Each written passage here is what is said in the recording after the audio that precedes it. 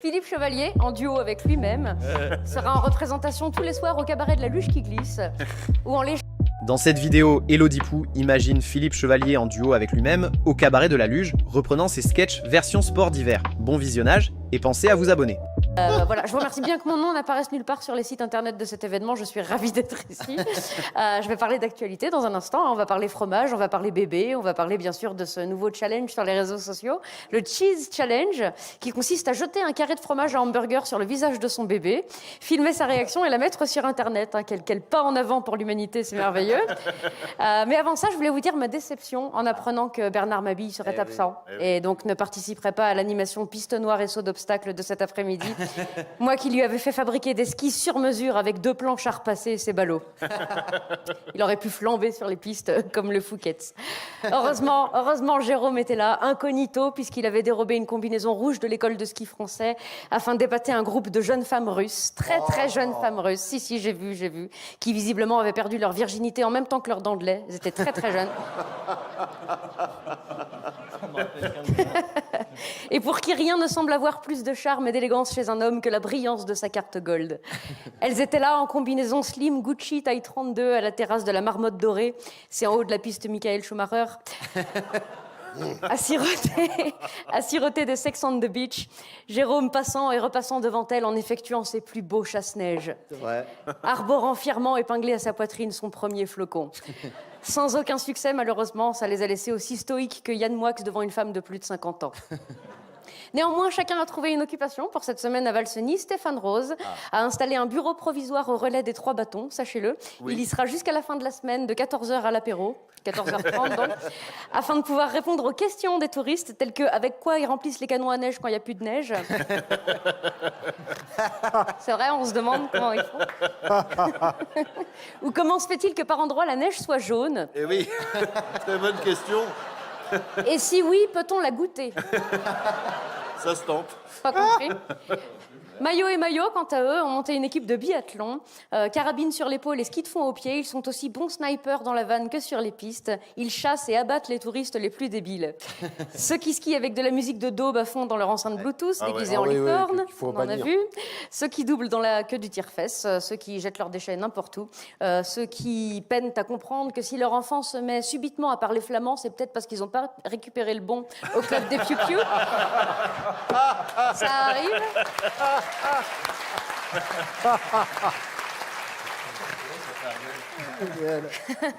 Philippe Chevalier, en duo avec lui-même, sera en représentation tous les soirs au cabaret de la Luge qui glisse, où en l'échange d'un repas chaud et d'un forfait piéton, il reprendra tous les plus grands sketchs de Chevalier Las Palais version sport d'hiver, avec des sketchs tels que le train pour Val d'Isère, la miricorée en randonnée, le jeu de la vie en téléski. Il y en a qui ont essayé, ils ont glissé, et beaucoup d'autres. Et moi, je vais parler d'actualité un peu quand même au bout d'un moment, parce que je suis payée pour ça. Je vous le disais tout à l'heure, le Cheese Challenge est partout sur les réseaux. Partout dans le monde, des parents jettent du fromage sur leur bébé pour gagner des vues et des likes. Devant le succès de ce challenge, je propose un contre-challenge qui consistera à jeter des meules d'Emmental de 38 kilos sur les parents pour voir si ça colle. Alors, les réactions sont divisées. Certains trouvent que c'est bon, c'est drôle, c'est pas grave, et puis les bébés, ils en mourront pas. Voilà. Ça, c'est les mêmes gens qui te disent qu'ils ont pris des claques quand ils étaient petits puis qu'ils en sont pas morts. Vous êtes peut-être pas morts, mais vous jetez du fromage sur des bébés. Donc, vous êtes quand même pas toutes les frites dans le même sachet. J'en suis pas mort. Quel bel argument débile. On est ravis que vous soyez pas mort, c'est très bien. Cela dit, peut-être qu'en 2019, il serait temps de revoir les objectifs éducatifs à la hausse. Parce que garder les enfants en vie, c'était un bon objectif au Moyen-Âge. Aujourd'hui, l'objectif, c'est créer des êtres heureux et épanouis qui font confiance aux adultes qui les entourent, ce qui est compliqué quand tes parents te jettent des denrées alimentaires au visage. Et quel fromage, parlons-en. Peut-on réellement appeler fromage ce carré dégueu qui colle, digne des plus grands EHPAD? Je dis non. Jean-Pierre Coff doit se retourner dans sa tombe, jeter de l'atome, jeter du brie, jeter du Beaufort. Quitte à faire des idioties, autant le faire avec des bons produits. Tout ça pour gagner des likes, en plus, c'est ça le plus triste. Moi, j'habite au-dessus d'une école primaire. Quand je jette des bombes à eau et des bouteilles de mercurochrome sur les gosses, je filme pas, c'est personnel, je le fais pour faire plaisir à moi-même. Certains psychologues interrogés sur le sujet disent que l'enfant peut garder des séquelles. Alors, j'irai peut-être pas jusque-là. Rappelons quand même qu'un bébé, ça vit dans son pipi en mangeant son caca. Et ça fait pas la différence entre une sucette et la brosse à cuvette. Donc, je suis pas certaine soit traumatisé par le fait d'avoir du fromage sur le visage. Alors, je suis pas complotiste, mais je soupçonne les services sociaux d'avoir lancé le challenge afin de parvenir à répertorier les parents maltraitants. Voilà, une sorte d'autodénonciation en quelque sorte. Quoi qu'il en soit, si vous voulez gagner des likes sur Internet, faites-le plutôt en partageant cette magnifique chronique et gardez vos fromages dans vos assiettes, jetez plutôt des bisous à vos bébés, ils vous remercieront plus tard. Ça s'appelle le paon, l'autruche et les poulets. Très bien. Ah. Attention, j'ai mis 4 jours. Hein. Allez-y. C'est en alexandrin. Il y avait une fois, en royaume de France, évoluant aux côtés de ses contemporains, un banquier jouvenceau, oui, mais plein d'élégance, qui de son beau pays se rêvait souverain. Je vois pas de qui vous voulez parler. Son air benjamin, informel, bien élevé, plaisait aux citoyens par la vieillesse lassée.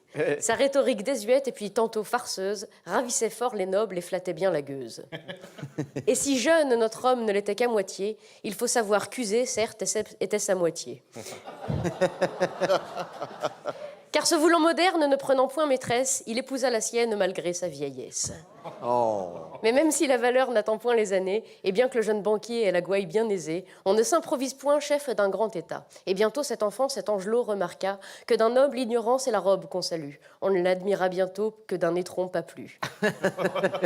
Après l'avoir léché, il le lâche et le lynche, comme font souvent les hommes gâtés comme des enfants. Ouais. Jupiter bientôt n'eut pas plus à leurs yeux que l'aspect fatigué d'une simple corde à nœuds. Mais le jeune banquier, sûr de lui, plein de frimes, pour continuer de plaire à ses chers richissimes, pressa la populace tant et tant comme citron qu'elle en prit la couleur, aussi celle des mignons. Oh, joli, joli. Le jeune freliquet, tout à ses réjouissances, ne remarqua pas la moindre différence. Heureux dans son palais, il est loin du tracas, sa mégère dépensant son or à tour de bras.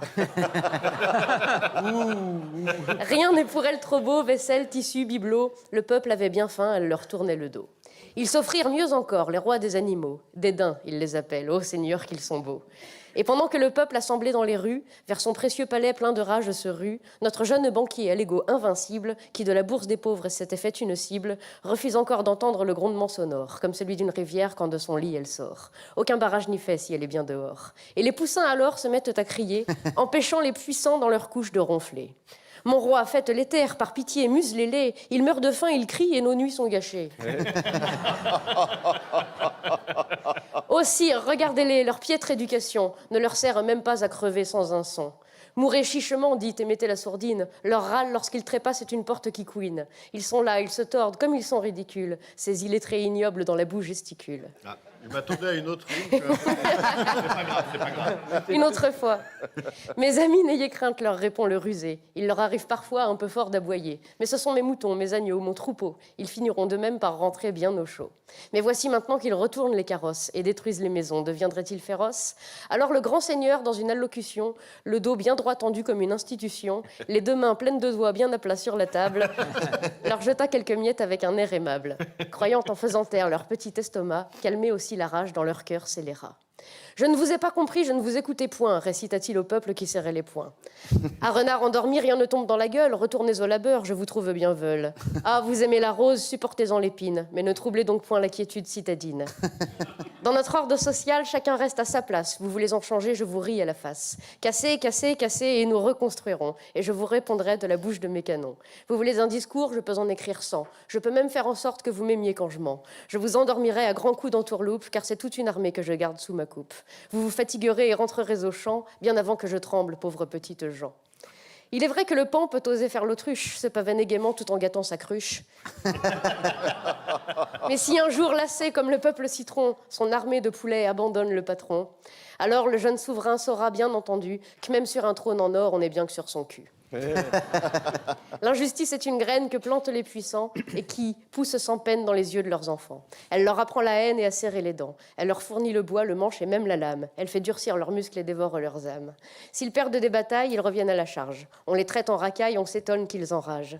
Donnez-leur le bâton, ils relèvent le menton. Opposez-leur des chars, ils reviennent plus tard. Ils se tairont 10 ans, 20 ans, 30 ans peut-être, mais toujours la révolte finit par renaître.